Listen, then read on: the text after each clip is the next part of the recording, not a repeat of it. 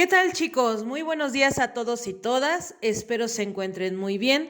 Yo estoy muy contenta de poderme reportar con ustedes a través de esta pantalla. Nos encontramos en este tercer espacio donde compartiré con ustedes los conocimientos requeridos para fortalecer a las comunidades y generar resiliencia en ellas.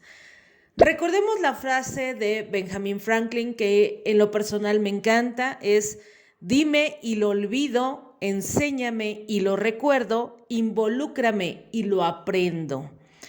Con esta frase, el político e inventor estadounidense pone de manifiesto la importancia que tienen la educación y la labor de los docentes a la hora de enseñar al aprendiente. Recalca incluso que cuanto más se motive a los estudiantes a participar en el proceso de enseñanza y aprendizaje, mejor será su adquisición de conocimientos. Pues bien, tras la frase crítica de un desastre, debe plantearse un proceso de recuperación y no solamente de reconstrucción, señala la maestra Nacheli Ruiz Rivera, quien es investigadora del Instituto de Geografía y coordinadora del Seminario Universitario de Riesgos Socioambientales de la Universidad Nacional Autónoma de México. A partir de que se generaron los principios del marco de Sendai para la reducción del riesgo de desastres de las Naciones Unidas, surge el equipo de trabajo de varios investigadores, entre los que participan el Instituto de Investigaciones Sociales, la Facultad de Estudios Superiores Aragón y el Instituto Nacional de Antropología e Historia de la Universidad Nacional Autónoma de México. Esto con la finalidad de llevar a cabo un análisis entre la población que ha sufrido un desastre y cuál es el proceso que llevan a cabo estas localidades para su recuperación. Bueno, como siempre les dejo un enlace del documento de la maestra Nacheli Ruiz Rivera en el apartado de la bibliografía por si gustan leer un poco más sobre los resultados de estos estudios que en lo personal me han aportado conocimiento para llevar a cabo la labor dentro de las localidades y el cómo transmitirles el concepto de recuperación antes de pasar al concepto de reconstrucción. Por otra parte, y solo para recordar un poco, nosotros sabemos que para aumentar la comprensión y el compromiso entre los responsables locales de la toma de decisiones, de acuerdo a sus características, perfiles de riesgo y ubicación territorial, debemos tomar en cuenta que un evento que conlleve a un desastre puede borrar cualquier avance logrado durante décadas en un territorio, dejando sus peores secuelas en aquellos grupos más vulnerables. Si bien las amenazas por fenómenos de la naturaleza son inevitables, pues sus impactos pueden ser mitigados a través de que nosotros, como gestores, realicemos la labor en ellos sobre la gestión del riesgo de desastres, propiciando un mejor conocimiento de las amenazas y un adecuado abordaje de las vulnerabilidades. Les comento que revisando sus tareas sobre las metodologías participativas, muchos de ustedes hacen referencia a la capacitación que debe realizarse con autoridades locales y la información que debe conocer la población en general para evitar riesgos. Pero otros de ustedes me comentan que la falta de protocolos y medidas de seguridad adecuadas por parte de las autoridades locales también está vigente, y eso es algo muy cierto. Pero nosotros, vuelvo a repetir, como gestores, debemos comenzar por coadyuvar a la transformación del pensamiento, tanto de las autoridades locales y su nivel de responsabilidad, como en la misma población, para la comprensión de la reducción de riesgo de desastres y cómo minimizar sus efectos. Esta labor, créanme, es continua y a largo plazo. Es una tarea que todos debemos ejercer para construir un país mejor y debemos comenzar por lo local. Para complementar nuestros trabajos realizados, vamos a ver el día de hoy el tema de capacidades comunitarias. ¿A qué se refieren las capacidades comunitarias? Se refieren a los recursos, habilidades, conocimientos y redes que posee una comunidad para enfrentar y gestionar situaciones adversas. Por ejemplo, investigaciones realizadas en torno a la resiliencia comunitaria en países como Chile, Colombia y México han constatado la existencia de la relación entre cualidad de las interacciones e interrelaciones de los miembros de un grupo con la posibilidad de ejercer un proceso resiliente. Es decir, estos países han enfrentado crisis ambientales y sociopolíticas, demostrando tener mayor posibilidad de sobreponerse y reconstruirse. Específicamente poblaciones que han sufrido desastres ambientales o sociopolíticos como Chile, México y en algunos municipios de Colombia. Estas poblaciones lograron sobreponerse a través de prácticas comunitarias que favorecieron el proceso de resiliencia colectiva y disminuyeron los niveles de vulnerabilidad, como lo marca el doctor Wilches Chaux. Nosotros, como gestores, tenemos una tarea muy importante con las localidades y es que debemos guiar a las autoridades para que realicen sus planes preventivos y de intervención frente a desastres, ya sea de índole antropogénico o de origen natural.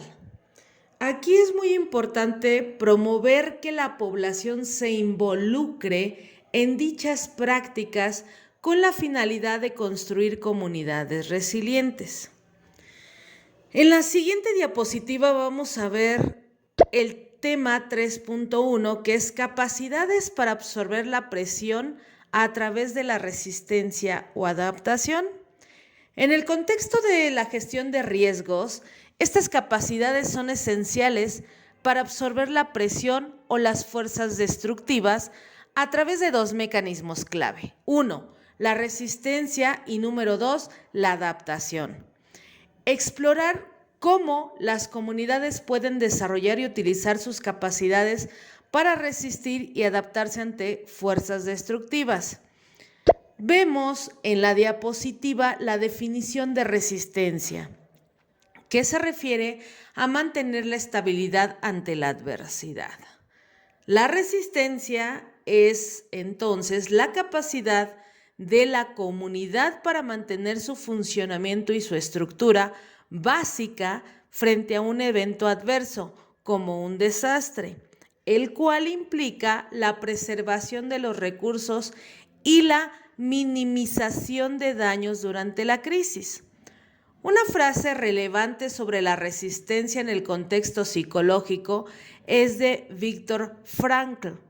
Viktor Emil Frankl fue un neurólogo, psicólogo, filósofo y sobreviviente del Holocausto austriaco que fundó la logoterapia, una escuela de psicoterapia que describe la búsqueda del sentido de la vida como la fuerza motivadora humana central.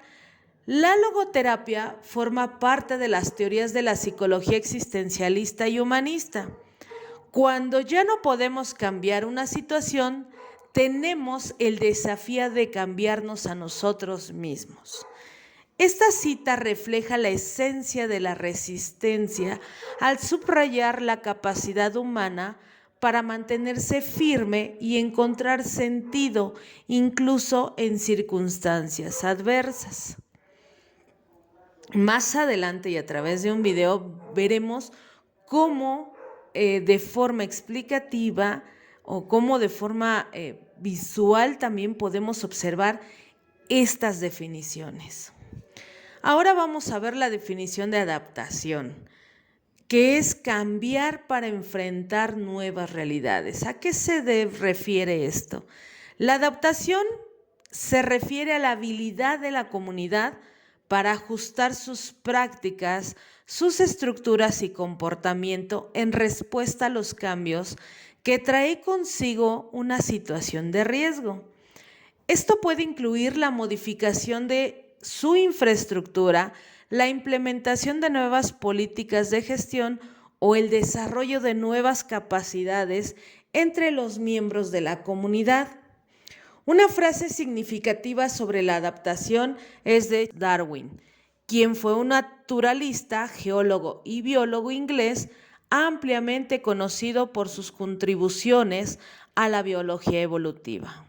Él dice, no es la especie más fuerte la que sobrevive, ni la más inteligente, sino la que mejor se adapta al cambio.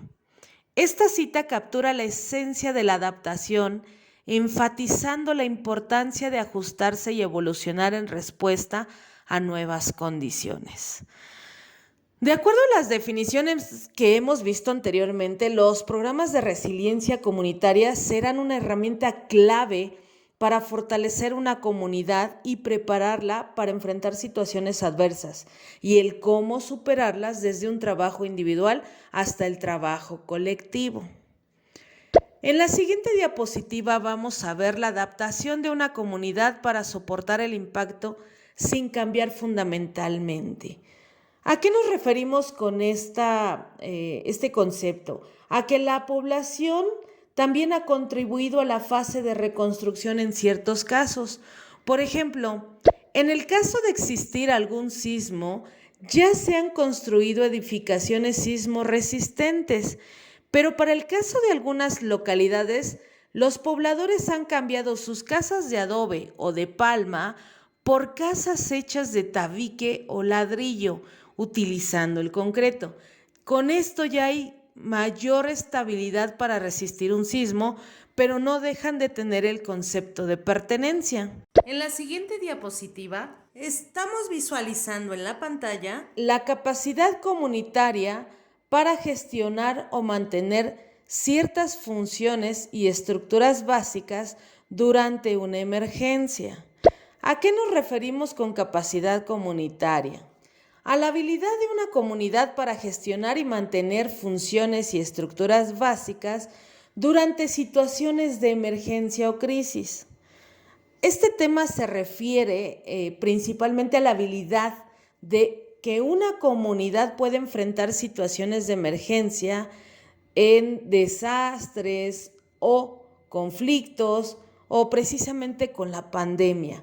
Esta capacidad implica que las localidades cuenten con una organización, una coordinación y con esto construyan la resiliencia para adaptarse y recuperarse en el menor tiempo posible ante un posible desastre. Llámese erupción volcánica, llámese sismo, sequía, lluvias torrenciales, inundaciones, ciclones tropicales, etc. Es fundamental que la comunidad cuente con planes de emergencia por cada tipo de agente perturbador detectado y sobre todo contar con una red de apoyo social para asegurar la continuidad de sus funciones básicas en momentos de crisis. Para ello, recordando la clase anterior, se sugiere conformar comités comunitarios de protección civil, a los cuales recordemos que se les capacita para organizarse y realizar actividades específicas ante una situación de emergencia, para realizar en conjunto el autodiagnóstico del lugar donde viven, recordemos que esto es a través de mapas comunitarios, identificar amenazas, vulnerabilidades y capacidades. Aquí en las capacidades es saber con qué recursos cuento y qué me hace falta.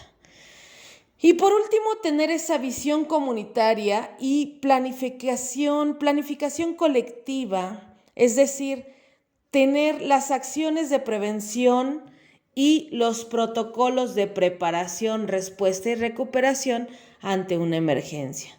Esta instrumentación nos va a servir para adaptarnos a los cambios y aprender de estas situaciones para hacer frente a futuros eventos que pueden afectar sus procesos de desarrollo sostenible. Y bien, llegamos a la parte de las capacidades de recuperación después de un evento. Las localidades deberán determinar qué pueden hacer inmediatamente sin ayuda externa, usando sus habilidades, sus recursos y la experiencia técnica existente. Algunos esfuerzos de recuperación pueden requerir más recursos de los que tienen disponibles. Si bien sabemos, las autoridades locales y el Comité Comunitario de Protección Civil deberá estar preparado para comunicar las prioridades de la localidad a las autoridades municipales y de requerirse a la autoridad estatal para obtener ayuda externa. La labor de recuperación se presenta inmediatamente después de que los expertos hayan declarado que ya no es necesario el distanciamiento social. Estas actividades reducirán el miedo y restablecerán un sentido de calma entre la población. Dentro de los ejemplos que podemos mencionar están la reapertura de las escuelas, de las clínicas, de los negocios locales para asegurar que los ingresos y las necesidades básicas a corto plazo estén disponibles. Con esto regresará el sentido de normalidad y seguridad a la comunidad. La meta de estos esfuerzos como gestores es fortalecer la capacidad de adaptación de los hogares y las comunidades para que puedan ellos mismos manejar mejor las crisis futuras. Para tomar un ejemplo, y como ya lo hemos comentado con anterioridad, aquí en Puebla se trabaja con las localidades, sobre todo las aledañas al volcán Popocatépetl. En el año de 1994 se presentó un incremento de actividad volcánica, el cual derivó a realizar evacuaciones de algunas localidades. Al final de la temática les voy a dejar las ligas donde ustedes pueden consultar los videos de la ideología que tenían anteriormente los pobladores y actualmente cómo es esta percepción de las nuevas generaciones. Gabriel, estudiante del Bachillerato Digital 222, ubicado en Santiago Xalitzintla, localidad del municipio de San Nicolás de los Rachos, responde así la siguiente pregunta. ¿Podrías externarnos qué medidas deben tomar las personas que, como tú, viven cerca de los volcanes o para quienes las visitan? Que los que vivimos cerca de volcanes estamos expuestos a peligros como caída de ceniza, lahares o flujos piroclásticos, por lo que debemos estar atentos a la información de fuentes oficiales, como es para nosotros el semáforo de alerta volcánica del Popocatépetl y el Popotel. Muchas gracias, Gabriel, por compartir esta información. Así debemos recordar que los daños provocados por un volcán son fundamentalmente directos. Esto es porque puede ser por lava o por fuego, como los flujos piroclásticos, pero también indirectos como los causados por la ceniza volcánica.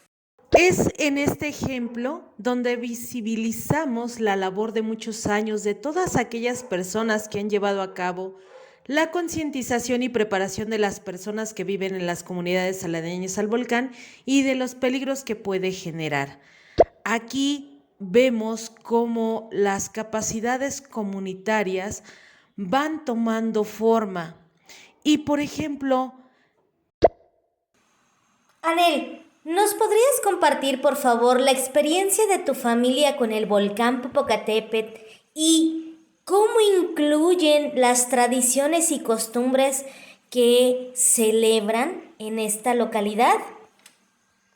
Mi tatarabuelo fue tiempero y por eso mi familia por parte de mi papá creen que el volcán es una persona sagrada a la que le hacemos ofrendas y rituales para pedir por nuestras cosechas y que si tiene explosiones es porque está enojado por nuestras acciones.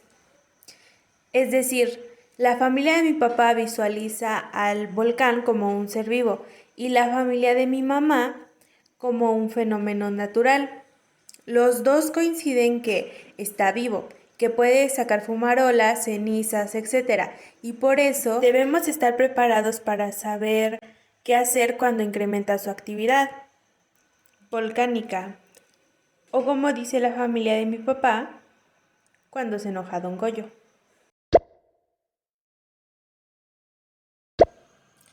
Gracias a la información que me han dado los maestros, las autoridades locales, municipales y estatales, conozco un poco más sobre el peligro y la actividad volcánica a la que estoy expuesta por vivir cerca de él. Por lo que en casa ya estamos preparados como familia para afrontar esta situación. Creamos el Plan Familiar de Protección Civil y ya tenemos lista nuestra mochila de emergencia. Otra de las entrevistas que realizamos fue a Michelle, alumna del mismo Bachillerato Digital 222. Michelle, ¿te gustaría platicarnos qué te ha comentado tu familia de lo que ellos hicieron con las anteriores evacuaciones y cómo están preparados en la actualidad? Mi familia me dijo que en la evacuación de 1994 tocaron las campanas para avisar a la comunidad. Mis padres estaban en sus trabajos. Tuvieron que regresar a mi casa y tomaron la decisión de pasar un tiempo con un familiar nuestro, pero estaban muy nerviosos y asustados porque no tenían un plan de contingencia, no sabían qué hacer. Con la información que ahora tenemos, hemos hecho nuestro plan familiar. Cada integrante de mi familia tiene tareas. Por ejemplo, en mi caso, ya sé qué hacer. Yo debo ir a buscar a mi hermano a la escuela, si es que está en horario escolar. Después, ya organizados en la casa, evacuamos en familia. También nos han enseñado que debemos tener una mochila de emergencia. En ella debemos llevar cosas importantes. Finalmente, algo que debemos realizar todos con nuestras familias es un plan familiar. Recordemos que esto es una guía para que cada integrante de la familia sepa qué actividades realizar antes, durante y después de una emergencia, y este plan nos permite conocer qué tan segura es nuestra casa y sus alrededores, así como debemos diseñar rutas de evacuación alternas y motivar la participación de nuestra familia realizando simulacros. No olvidemos también preparar nuestra mochila de emergencia, ya que es importante para la supervivencia de nuestras primeras 72 horas, después de que ocurra un sismo, inundaciones, deslizamientos de ladera. La mochila de emergencia no debe superar los 20 kilos y debe tener un peso ideal máximo de 8 kilos. Esta maleta debe estar conformada por los artículos que necesitamos para atender ya sea a un bebé, a un niño, una persona de la tercera edad. Por ejemplo, debe contener alcohol, agua embotellada, gasas, tijeras, vendas, termómetro, papel higiénico, gel antibacterial, ropa, una muda, se recomienda que lleven una muda, de preferencia algo de dinero en efectivo, equipo de comunicación como linterna, radio portátil con pilas, silbato, la agenda de contactos de emergencia, y artículos como bolsas de plástico o guantes de trabajo, alguna cuerda, encendedor, cinta adhesiva, y de reserva debemos tener medicamentos que algunos familiares tomen para sobrevivir de manera cotidiana antes de llegar a un refugio temporal. Y comida enlatada principalmente. Y como conclusión, asumidos estos retos, el verdadero desafío pasa por entender que la acción de los poderes públicos debe retornar a las personas, a su bienestar, a sus derechos como único y principal objetivo de las políticas públicas que se desarrollen en un contexto de retos globales con una sociedad plural, cambiante y en permanente evolución, de la que los gobiernos locales son parte fundamental. Me gustaría agradecerle al maestro Guillermo Cuenca por ser un líder inspirador y un modelo a seguir en el mundo laboral. De igual forma, aprovecho la oportunidad para agradecerles a todos y todas por sus extraordinarios esfuerzos, enviándome sus tareas en tiempo y forma. De antemano sé que todos tienen grandes ocupaciones a través de la semana y bueno, lo único que quiero es recordarles que la contribución que cada uno de ustedes logre en su labor con las localidades será la base del éxito para el fortalecimiento de las acciones en su fase de recuperación y reconstrucción. Quedo atenta a sus comentarios, preguntas o cualquier duda que tengan a través del correo cgpcprevención@yahoo.com. Muchas gracias, chicos, que tengan un excelente día e inicio de semana para todos. Hasta luego.